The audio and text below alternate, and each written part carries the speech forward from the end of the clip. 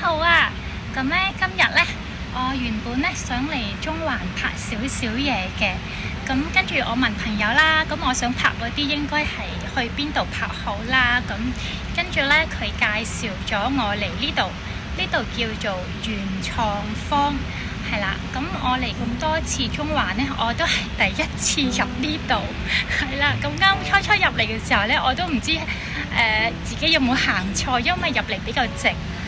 咁所以終於入到嚟啦，跟住行咗一邊，咁覺得好特別啊，好文藝，但係呢度比較靜喎，係啊，咁但係佢入邊啲嘢咧係好靚，好藝術，咁所以咧我就決定不如拍下，跟住介紹俾大家啦。如果大家未嚟過呢度咧，大家得閒可以行一圈咁樣，係啦。咁我而家影一影呢度嘅環境俾大家望下。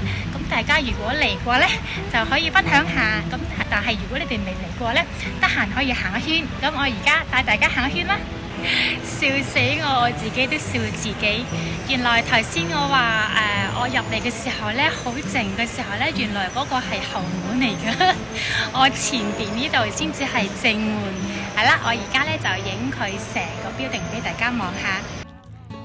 原創坊喺中環鴨巴甸街，佢本來係中央書院校址，孫中山先生讀過。之後喺1951年改成為已婚警察宿舍，佢分為 A 座同 B 座。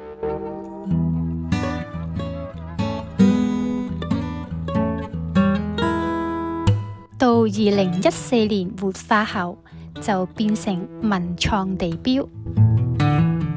而家呢 A 座主要係設計師工作室同埋特色小店。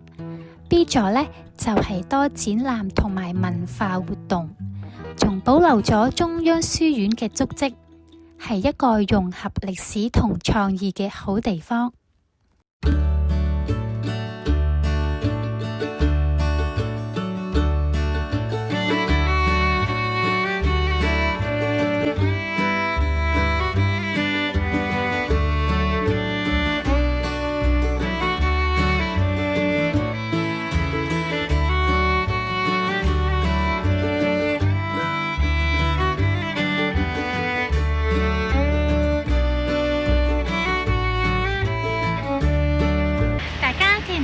我幾年前咧嚟過中環柏碧街嘅，就係好多地方牆嗰度咧有好靚嘅壁畫，好似我後邊呢度咁，係啦。咁咧原來今日我先至發覺中環咧原來仲有好多好靚嘅地方。